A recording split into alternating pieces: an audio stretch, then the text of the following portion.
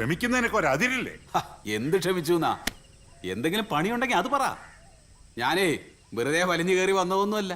4 ആള് കാണേ നിങ്ങളുടെ മോളെ താലി കെട്ടിയ പുരുഷനാണ്. മതിയടാ മോനെ, എന്തിനാടാ ഈ നാടകമൊക്കെ? അത് ഈ പാവപ്പെട്ട ഞങ്ങളോട്. ഗീതയുടെ കാര്യം അങ്ങനായി. നീ ആയിരുന്നു ഞങ്ങളുടെ ഏക പ്രതീക്ഷ. ആ നീയും കൂടെ ഞങ്ങളെ കൈവിട്ട.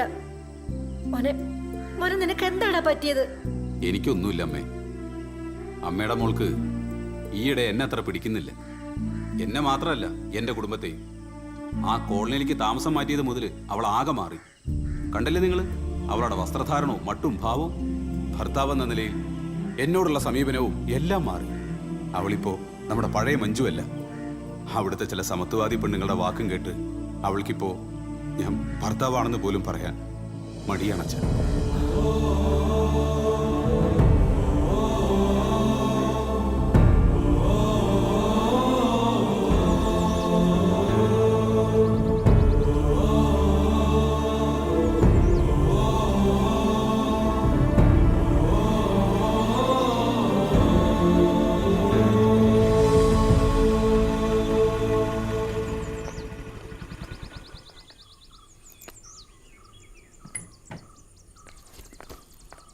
മഞ്ജു, നിക്കവിടെ.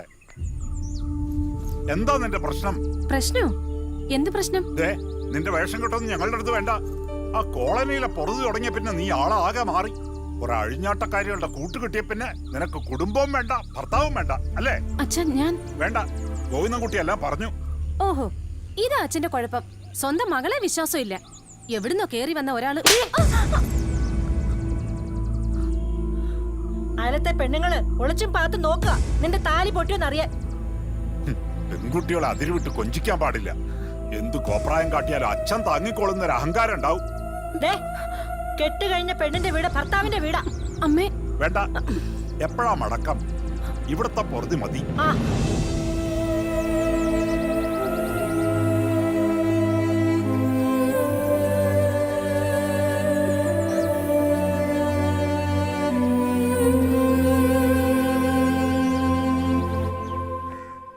എവിടേക്കാ?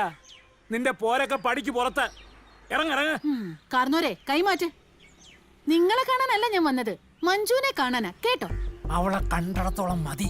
അടങ്ങി ഒതുങ്ങിക്കഴിഞ്ഞിരുന്ന ഒരു പെൺകൊച്ചിന്റെ തലയില് ആവശ്യമില്ലാത്തതെല്ലാം കൂടെ കുത്തി കേറ്റി നീയൊക്കെ കൂടി ഒരു കുടുംബം കുട്ടിച്ചോറാക്കിയില്ലേ? മേലാലിയും വീടിന്റെ മുറ്റത്ത് കൊണ്ടുപോരുത്. ഡോ കിളവ, എന്നോട് താൻ സൂക്ഷിച്ച് സംസാരിക്കണം. ഞാൻ ആരാണെന്ന് തനിക്കറിയോ? ലോക്കൽ SIയുടെ ഭാര്യയാണ് ഞാൻ. നീ അയാളുടെ ഭാര്യയോ അതോ അയാൾ നിന്റെ ഭാര്യയോ? ഡോ, എന്റെ കാലിൽ ചെരുപ്പ് ഊരിപ്പിക്കില്ല താൻ. എന്തിനടി ചെരുപ്പ് മാത്രം ഊരുന്നത്? മൊത്തത്തിൽ അങ്ങ് ഊരടി. അതാണല്ലോ നിന്റെ പാരമ്പര്യം. സ്ത്രീ സമത്വം എന്നും പറഞ്ഞ് രാവിലെ ഒരുങ്ങി കെട്ടി അങ്ങ് വന്നോളും. കുടുംബം കലക്കാൻ കൈത്തരിപ്പുള്ള ആണുങ്ങളെ കാണാഞ്ഞിട്ടാ ആട്ടിച്ചു നിന്നെ ഞാൻ. എന്താ തനിക്കെന്നെ തല്ലണോടോ? നിന്നെ തല്ലിയാൽ എന്റെ കൈ നാറും. ഒരിക്കലും ഈ മുറ്റത്ത് നിന്ന് ഗോവിന്ദൻകുട്ടി ഓടിച്ചതാ നിന്നെ. വീണ്ടും അന്തസ്സില്ലാതെ എഴുതി കയറി വന്നിരിക്കുന്നു. ഇറങ്ങടി വെളിയിൽ.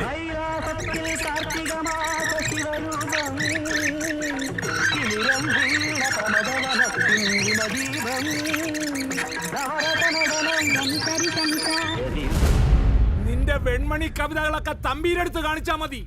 വീട്ടിൽ പോയി പിയേൾ സോപ്പെടുത്ത് നല്ലവണ്ണം പതച്ചു പുരട്ടി നിന്റെ നാറ്റങ്ങളാ.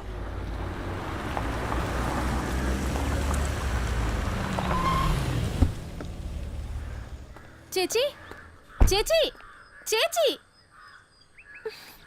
എന്നാലും എന്റെ കേശവ മാഷെ, നിങ്ങൾ ആ പട്ടിയുടെ പേരും പറഞ്ഞ് ഞങ്ങൾ ഇങ്ങനെ പറ്റിക്കാൻ പാടില്ലായിരുന്നു. എന്തൊരു മര്യാദക്കാരനാണ് ആ പട്ടി. ഞങ്ങൾ ഇങ്ങോട്ട് കയറി വരുമ്പോ തലപൊക്കി നോക്കും പോലെ ചെയ്തില്ല. അതിനല്ലേടോ ഇവൻ നമ്മളെക്കാളും വലിയ കീടമാ അവൻ. ഒരു കോട്ടടകത്ത് എന്ന പിന്നെ കൃത്യം 8 മണിക്കൂർ കാൽ പോലായി കിടന്നുറങ്ങും. ബീവറേജ് കോർപ്പറേഷന് സമ്പൂർണ്ണ മദ്യനിരോധനം വന്നാ പിന്നെ എന്റെ കാര്യം നിങ്ങൾ മറന്നേക്ക്. അതുകൊട്ടെ ഇതെന്തിനീ ടൈം പീസ്? കൃത്യസമയത്ത് കൊടുത്തോളണം. 5 മിനിറ്റ് തെറ്റിയ അപ്പ തലവെക്കും. പിന്നെ പിടിച്ചാ കിട്ടില്ല. അല്ല മാഷേ, നിങ്ങളെ ഭാര്യങ്ങാൻ ഇപ്പൊ ഇങ്ങോട്ട് കേറി വരുമോ? അവളുടെ അമ്മയ്ക്ക് നല്ല സുഖമില്ല. നാളെ രാവിലെ എത്തൂ. ആണോ?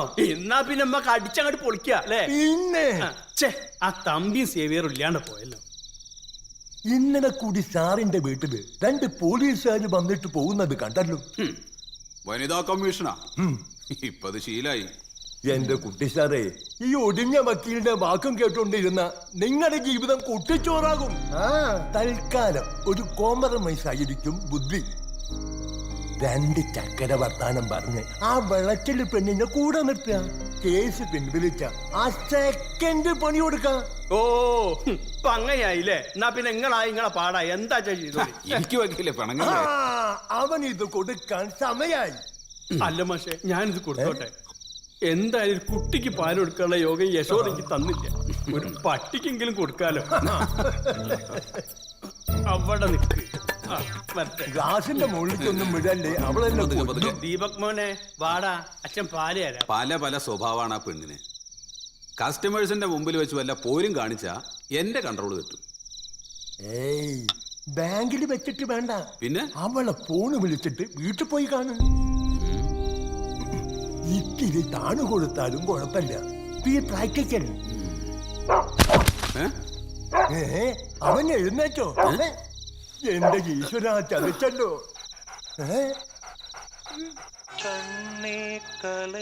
മാഷേ, പട്ടിയുടെ മദ്യം വക്കീൽ പിടിച്ചു. കിടക്കണ കിടപ്പ് ഈശ്വര, ഞാൻ ഇനി എങ്ങനെ പുറത്തു? വക്കീൽ എങ്ങനെയാ